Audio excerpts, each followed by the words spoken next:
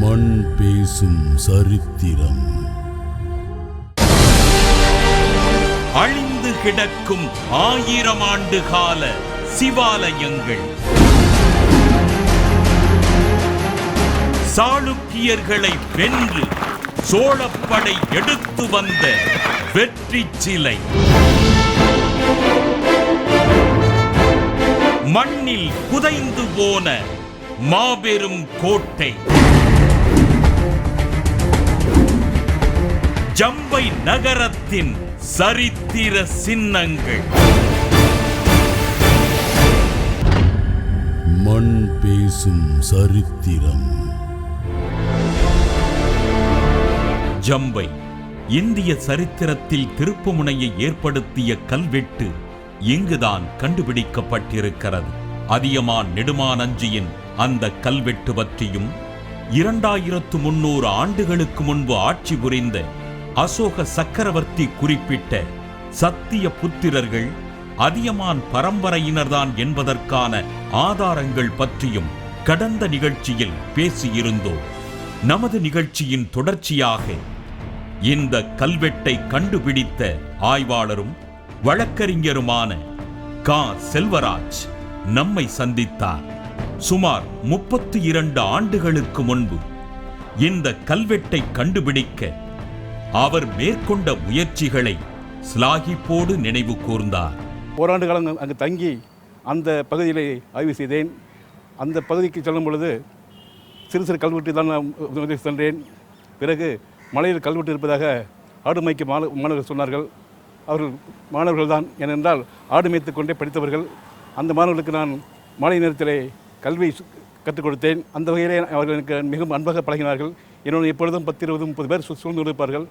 அந்த வகையிலே நான் ஒவ்வொரு இடத்துக்கு சென்று கல்வெட்டுகளை படியெடுத்தேன்.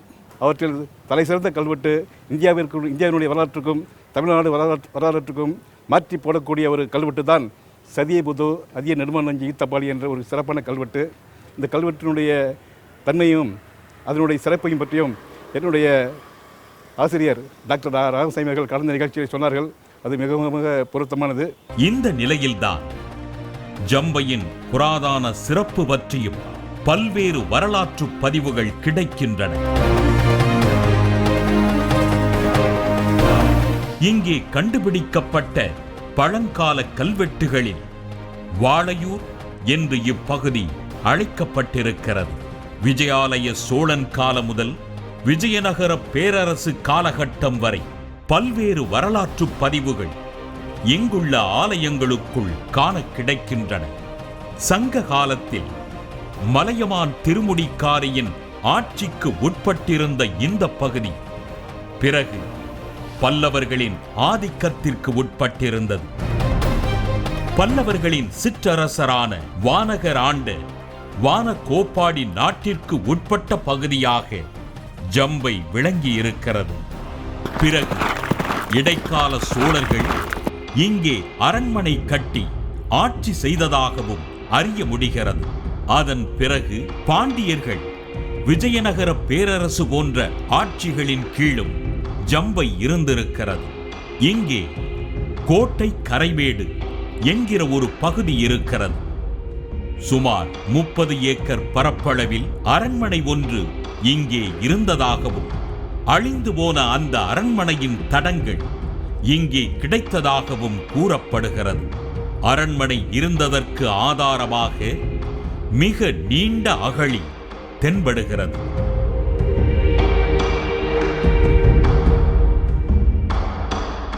ஜம்பையில் இந்த மேடான பகுதியில் தான் கோட்டை இருந்ததாக சொல்கிறாங்க. அதே நேரத்தில் இன்றைக்கும் இந்த பகுதிக்கே கோட்டைக்கரை அப்படின்ற பேர் இப்பொழுது வரைக்கும் அந்த பேரை சொல்லிகிட்டு இருக்காங்க. இந்த பகுதி பார்க்கும்போது அந்த தடயங்களை உள்ளதாக இருக்குது. தெளிவாக தெரியுது. இந்த மேடான பகுதி கிட்டத்தட்ட 3 அல்லது 5 மீட்டர் அடி உயரமான ஒரு பகுதியையும், அது கீழே பார்த்தீங்கன்னா ஒரு 4 மீட்டர் அளவில் ஒரு ஆழமான ஒரு பள்ளமான பகுதியும் இருக்கிறது. இதை பார்க்கும்போது மேடான பகுதியில் கோட்டையும் இந்த ஆழமான பகுதியில் அகழியும் இருந்தது தெரியுது. இன்றைக்கும் பார்த்தீங்கன்னா இங்கே அகழி கொள்ளை, கூத்தாடி கொள்ளை இது போன்ற பெயர்கள் வருகிறது. எனவே இந்த ஜம்பையில் மிகப்பெரிய ஒரு அரண்மனையும் கோட்டையும் இருந்தது என்பது மிக தெளிவாக தெரிகிறது. கங்கை கொண்ட சோழபுரத்தில் கிடைத்த கூரை ஓடுகளைப் போல் இங்கேயும் ஓடுகளும் செங்கற்களும் கிடைத்திருக்கின்றன. இப்படி ஜம்பையின் ஆதி சிறப்புகள் விரியும் நிலையில் சிதிலமடைந்திருக்கும் 5 சிவாலயங்கள் இந்நகரின் சிறப்புகளுக்கு ஆதார சாட்சியங்களாக விளங்குகின்றன. 5 சிவாலயங்களுக்குள் முக்கியமானதும் முழுமையாக இருப்பதுமான ஆலயம் ஜம்புநாதர் ஆலயம். 5 சிவாலயங்கள் இருக்குது. அதில் பார்த்தீங்கன்னா கைலிநாதர், கமலநாதர், அப்புறம் வந்து காசி விஸ்வநாதர், ஜம்புநாதர், அல்லிநாதர் அப்படின்ட்டு 5 சிவாலயங்கள் வந்து இங்கே ஜம்பையில் இருக்குது. சோழ காலத்தில் இந்த ஊருக்கு வாளையூர் என்று பெயர். இந்த வாளையூர் வந்து பெரிய நகரமாக இருந்திருக்கு சோழ காலத்தில். ஆனால் இன்றைக்கி அழிந்துபட்ட ஒரு நிலை தான் நம்ம பார்க்குறோம்.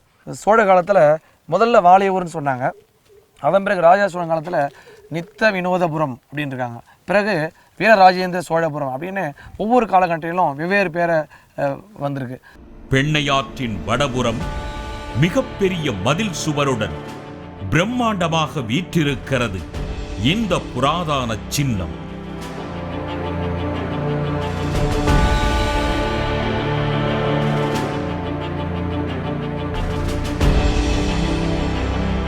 இந்த ஆலயத்திற்குள் மடைப்பள்ளி ஒன்று அமைக்கப்பட்டிருக்கிறது.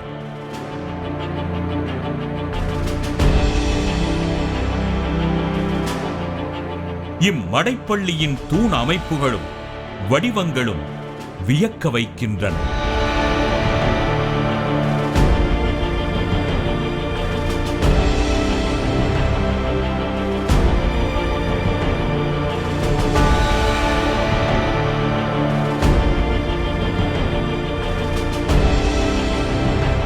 குலோத்துங்க சோழன் காலத்தில் பிழையாதாள் என்பவள் உருவாக்கி கொடுத்ததாக கல்வெட்டு குறிப்புகள் பேசுகின்றன.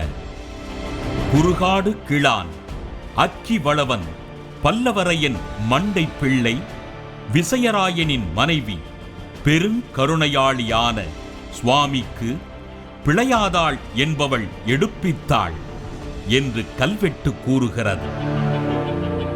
இது 3ஆம் குலோத்துங்க சோழனுடைய காலகட்டத்தில் பெருங்கருணையாளி ஆன சுவாமிக்கு பிழையாதாள் அப்படின்ற ஒரு பெண் இந்த மடப்பள்ளியை கட்டியிருக்கிறார். கட்டி இங்கே அமுது படைக்கிறதுக்காக சில நிலங்களையும் நிபந்தமாக அந்த பெண்மணி கொடுத்துருக்கிறா அப்படின்ற செய்தியை 2 கல்வெட்டுகள், இங்கே உள்ள மடப்பள்ளி பொறிக்கப்பட்ட 2 சோழகால கல்வெட்டுகள் நமக்கு தெளிவாக சொல்லுது. இங்கே உள்ள தூண்கள்லாம் பார்த்தீங்கன்னா ரொம்ப நெடிய தூண்களாகவே அழகாகவே பண்ணியிருக்காங்க. தூண்கள்லாம் நடு மையத்தில் தண்ணீர் வந்து பெறுவதற்காக பெரிய கிணறு வெட்டியிருக்காங்க. இந்த நிலையில்தான் ஆலயத்தினுள்ளே ஏராளமான வரலாற்று பதிவுகள் அடுக்கி வைக்கப்பட்டிருப்பதை அறிய முடிந்தது. அவற்றில் ஒன்றுதான் சோழர்களின் போர் வெற்றியின் அடையாள சின்னம். அவற்றை இடைவேளைக்கு பிறகு பேசுவோம். மண் பேசும் சரித்திரம்.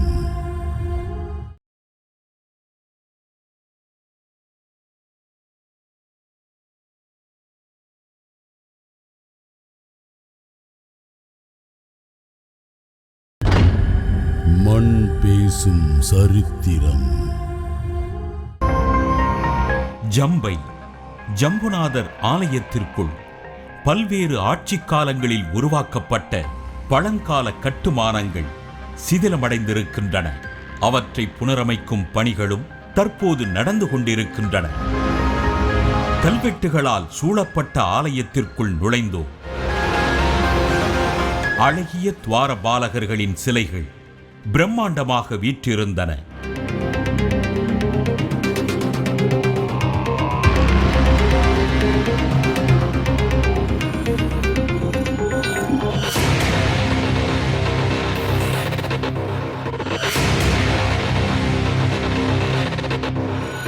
அவற்றின் மூக்கு பகுதி படையெடுப்பின் போது சிதைக்கப்பட்டதாக சொல்லப்பட்டது.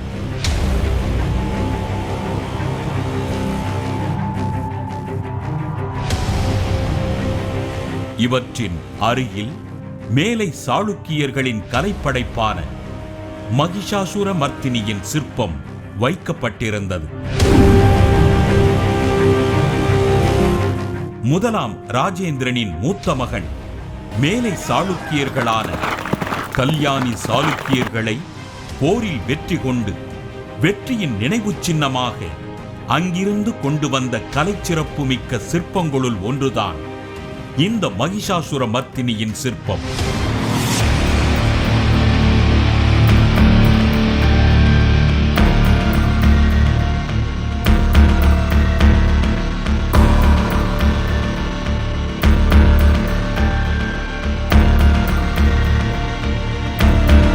இச்சிற்பம் கிபி 11ஆம் நூற்றாண்டைச் சேர்ந்ததாக கருதப்படுகிறது. ராஜாதி ராஜன் அப்படின்ட்டு ராஜேந்திர சோழனுடைய மகன் அவன் வந்து மேலை சாளுக்கிய நாட்டு மீது படையெடுத்து வெற்றி பெற்று அதனோட நினைவாக அந்த மேலை சாளுக்கிய நாட்டிலிருந்து நிறைய கலைப்பொருட்களை இங்கே சோழ நாட்டுக்கு கொண்டு வந்தான். அப்படி கொண்டு வரும்பொழுது அதில் சிற்பங்கள் அதிகமாக இருந்தது. குறிப்பாக பார்த்தீங்கன்னா சூரிய பீடம் அப்படின்னு கொண்டுட்டு வந்தான். அது வந்து இப்போ கங்கை கொண்ட சோழபுரத்தில் சூரிய பீடம் வைக்கப்படுகிறது. இந்த ஊர் சோழ காலத்தில் ஒரு புகழ்பெற்ற நகரமாக இருந்த காரணத்தினால, அதுவும் பக்கத்தில் இந்த சாளுக்கிய நாட்டுக்கு ரொம்ப தொடர்புள்ள பெண்ணை ஆற்றுடைய கரையில் அமைந்ததால் இந்த ஊரில் கிட்டத்தட்ட 3 சிற்பங்கள் மேலை சாளுக்கிய நாட்டை கலைப்பாணியில் அமைஞ்ச சிற்பங்கள் கொண்டு வச்சுருக்காங்க. அப்படி பண்ணும்போது இந்த மகிஷாசுர மர்தினி ரொம்பவே வேலைப்பாடு மிகுந்த கலைச்சிறப்பு மிகுந்த ஒரு அழகான ஒரு சிற்பம். 8 கரங்களை கொண்டுதான் இருக்குது. சங்கு சக்கரத்தை பார்த்தீங்கன்னா அது சுழற்ற மாதிரியே இருக்கும். சோழகர சக்கரத்தை வந்து கையில் வச்சுருக்க மாதிரி இருக்கும். வில்லு, நீண்ட வாள், கேடயம், கத்தி, அப்புறம் பார்த்தா கீழே பார்த்தீங்கன்னா அந்த மகிஷனுடைய நாக்கை இழுத்து பிடிச்சிட்டு இருக்க மாதிரி இழுத்து திரிசூலத்தை வச்சு குத்துற மாதிரி உள்ள பாணி. இந்த கலைப்பாணி வந்து நம்ம சோழ நாட்டிலையோ அல்லது நம்ம தமிழ்நாட்டிலையும் இல்லை, இது சாளுக்கிய நாட்டு தொடர்புடைய சிற்பம். இங்கே நடராஜருக்காக எடுக்கப்பட்ட மண்டபத்தில் தற்போது நடராஜர் சிலை இல்லை. ஆனால் இந்த மண்டபத்திற்காக தேவரடியார் ஒருவரது சகோதரன் தனது தலையை தானே கொய்து உயிர் தியாகம் செய்தான் என்கிற சரித்திர குறிப்பு வியக்க வைக்கிறது.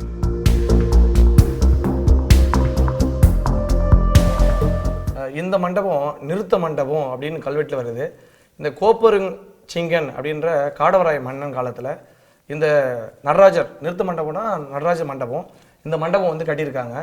இந்த மண்டப பணிகள் சிறப்பாக நடக்கணும் அப்படின்றதுக்காக இங்கே இந்த கோயிலில் பணியாற்றிய தேவரடியால் அவருடைய தம்பி ஒருத்தவன் தன்னைத்தானே தன் தலையை அறிந்து கொண்டு வேண்டுதல் நிமித்தமாக செஞ்சுருக்கான். அந்த கால கல்வெட்டுகள் ஒரு வேண்டுதலை பொறுத்து தன்னைத்தானே நரபலி சொல்கிற செய்தியை வந்து சொல்கிற ஒரு முக்கியமான மண்டபம். நீ பார்ப்பதுக்கு ஒரு சிறிய மண்டபமாக ஒரு சிதலமடைந்த நிலையில் காணப்பட்டாலும் இந்த மண்டபத்துக்கு கட்டுவதற்கு ஒரு உயிரே வந்து பலி கொடுத்த செய்தி ரொம்ப முக்கியமானது.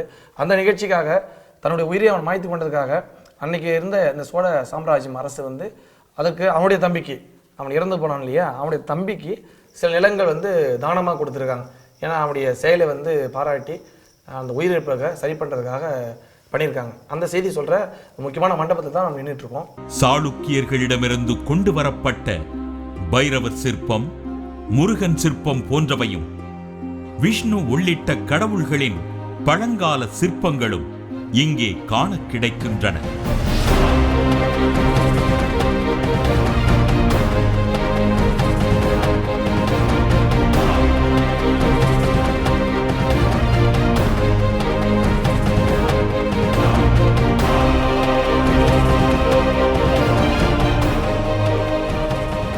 கருவறைக்குள் நுழைந்த போதும் பல கலை படைப்புகளை காண முடிந்தது.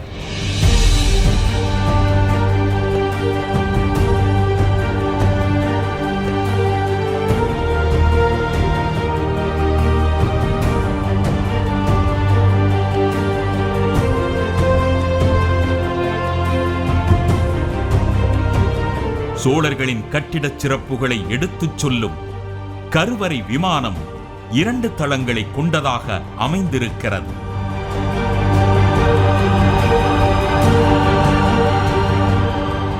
கருவறையின் உள்ளே பழங்கால சிவலிங்கம் வீற்றிருக்கிறது. கருவறையை சுற்றிலும் கல்வெட்டுகள் நிறைந்திருக்கின்றன.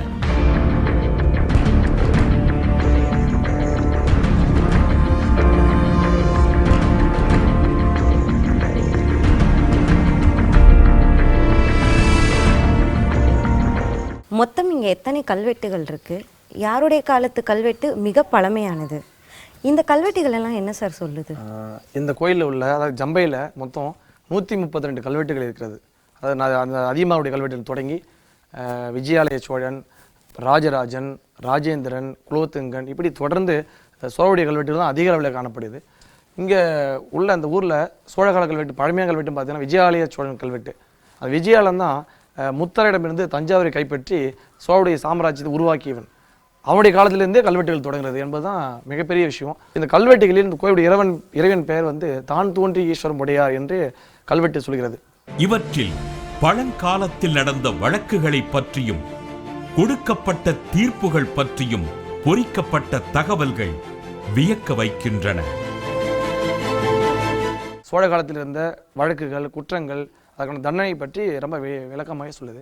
அதில் பார்த்தீங்கன்னா ஃபஸ்ட்டு ராஜராஜ சோழன் காலத்தில் ஒருவன் திருநாவலூரை சேர்ந்த ஒரு திருமணமாகாத பெண்ணை தாம் திருமணம் செய்ததற்காக இந்த ஊரில் ஒரு வியாபாரி அவன் கொண்டு வைத்திருக்கிறான். இன்னொருவன் இரவிலே அந்த பெரும் தவறான நடந்து கொண்டான் அவனுடைய முன்னாலே. அதை பார்த்து அவன் கத்தியால் குத்தி அவன் கொன்று விட்டான்.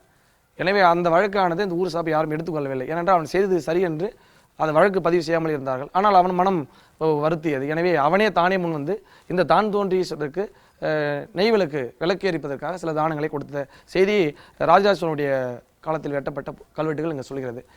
இப்படி இந்த ஜம்புநாதர் ஆலயம் வரலாற்று பதிவுகளை வாரி வழங்கும் நிலையில்தான் ஜம்பையின் மேலும் 4 சிவாலயங்கள் பற்றிய தகவல்கள் கிடைத்தன.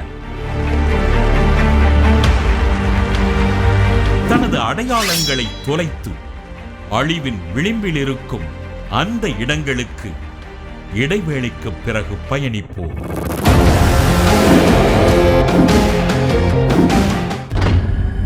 மண் பேசும் சரித்திரம்.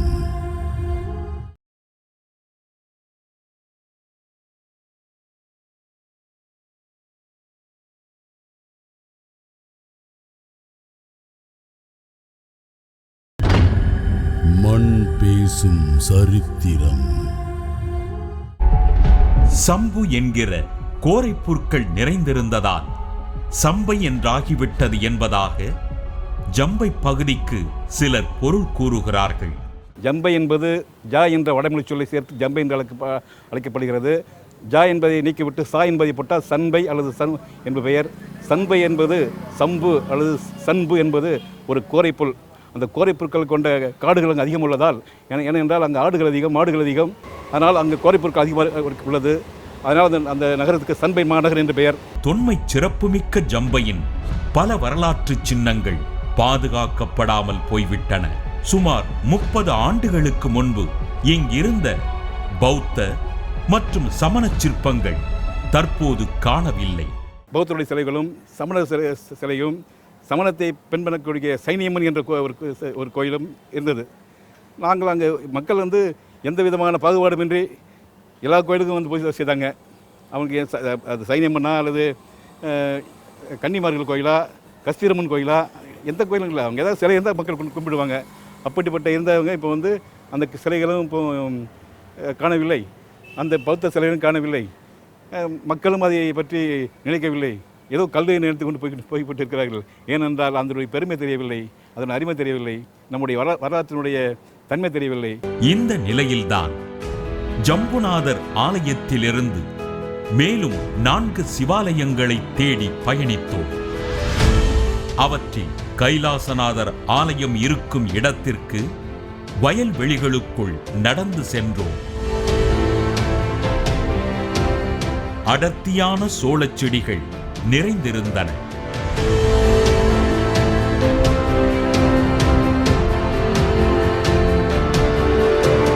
மிக நீண்ட பயணத்திற்கு பிறகு அந்த அழிந்து போன சிவாலயத்தின் அடிப்பகுதி காண கிடைத்தது.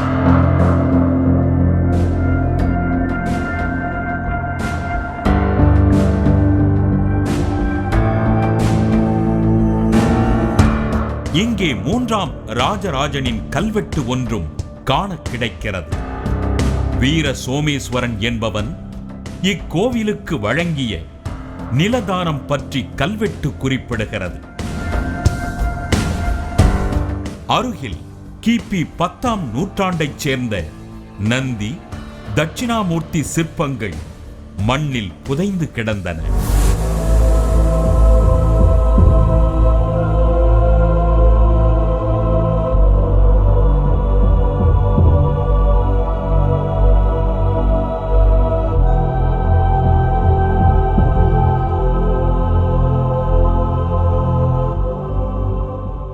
இது ஜம்பையினுடைய ஊரினுடைய மேற்கு புறத்தில் மேற்கு நோக்கி வந்தோம் இந்த சிவாலயம் இருந்திருக்கு.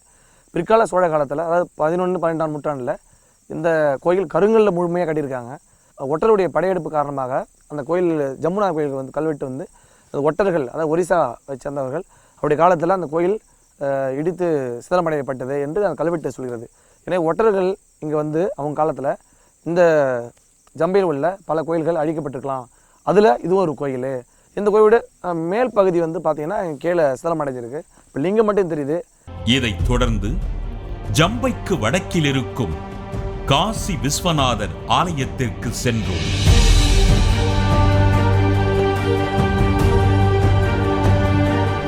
சோழர் காலத்து கலைப்படைப்பான இந்த சிவாலயம் அழிவின் விளிம்பிலிருந்து மீட்கப்பட்டு உள்ளூர் மக்களின் முயற்சியால் மீண்டும் கட்டப்பட்டிருக்கிறது.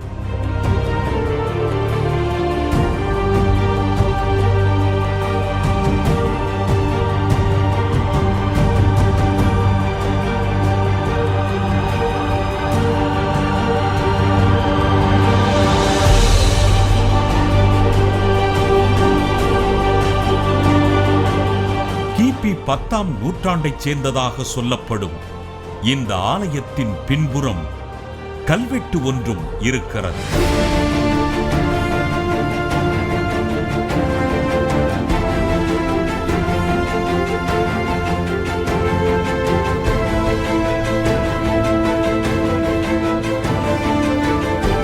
பழங்கால நந்தி சிலை புதைந்து கிடக்கிறது. அருகில் அழகிய தெப்பக்குளம் உருவாக்கப்பட்டிருக்கிறது. இந்த ஆலயத்திற்கு அருகில் இருந்த வயல்வெளிக்குள் இருளில் நடந்து சென்றோம்.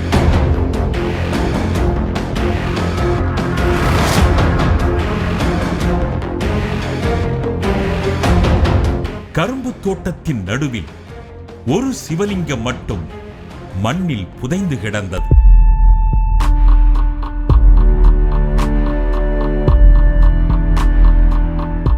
இங்குதான் கமலநாதர் என்கிற ஆலயம் இருந்ததாக கூறுகிறார்கள். இந்த இடத்திற்கு கொஞ்சம் அருகில் மற்றும் ஒரு சிவலிங்கம் மண்ணில் புதைந்திருக்கிறது.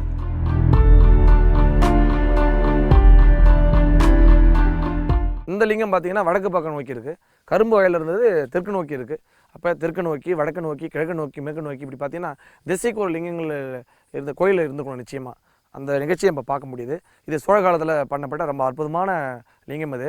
இந்த காசி விஸ்வநாதர் கோயில் பார்த்தவங்க தெரியும். அது வந்து கோட்டைக்கரை அப்படின்ற அந்த இடத்துக்கு முன்னால் அந்த காசி விஸ்வநாதர் கோயில் இருக்குது. அது முழுக்க முழுக்க சோழகால கட்டடக்கலை அமைப்பு கொண்டு இருக்குது. அந்த கோயிலுடைய அடித்தள பகுதியில் பார்த்தீங்கன்னா 2ஆம் ராஜராஜனுடைய கல்வெட்டு காணப்படுகிறது. அதை வைத்து பார்த்தால் அது சோழ காலத்திலே கட்டப்பட்ட பிரம்மாண்டமான ஒரு கோயிலாக இருந்திருக்க வேண்டும். ஏன்னா அரண்மனை ஒட்டி அந்த கோயில் இருப்பதால் அரண்மனையில் வந்து தங்குகிற இந்த சோழ அரசர்கள் இங்குள்ள லிங்கத்தை வழிபட்டிருக்கலாம் அப்படின்ற மாதிரி நமக்கு தெரிய வருது. இப்படி மொத்தம் 4 சிவாலயங்கள் பற்றி நமக்கு சொல்லப்பட்ட நிலையில் ஆரம்பத்தில் ஜம்பை குன்றை நோக்கி நாம் செல்லும் போது வயல்வெளியில் காண கிடைத்த சிவலிங்கம் இருந்த இடத்தையும் ஒரு சிவாலயமாக கூறுகிறார்கள். இதை அல்லிநாதர் ஆலயமாக குறிப்பிடுகிறார்கள். இதுபோன்ற பதிவுகள் ஜம்பையின் தொன்மைச் சிறப்புகளை நமக்கு பறைசாற்றுகின்றன. தமிழக சரித்திரத்திற்கு மட்டுமல்லாமல் இந்திய சரித்திரத்திற்கே ஆதாரங்களை அள்ளித்தரும் ஜம்பை பகுதி பாதுகாப்பிற்கும் பராமரிப்பிற்கும் உட்படுத்தப்பட வேண்டும்.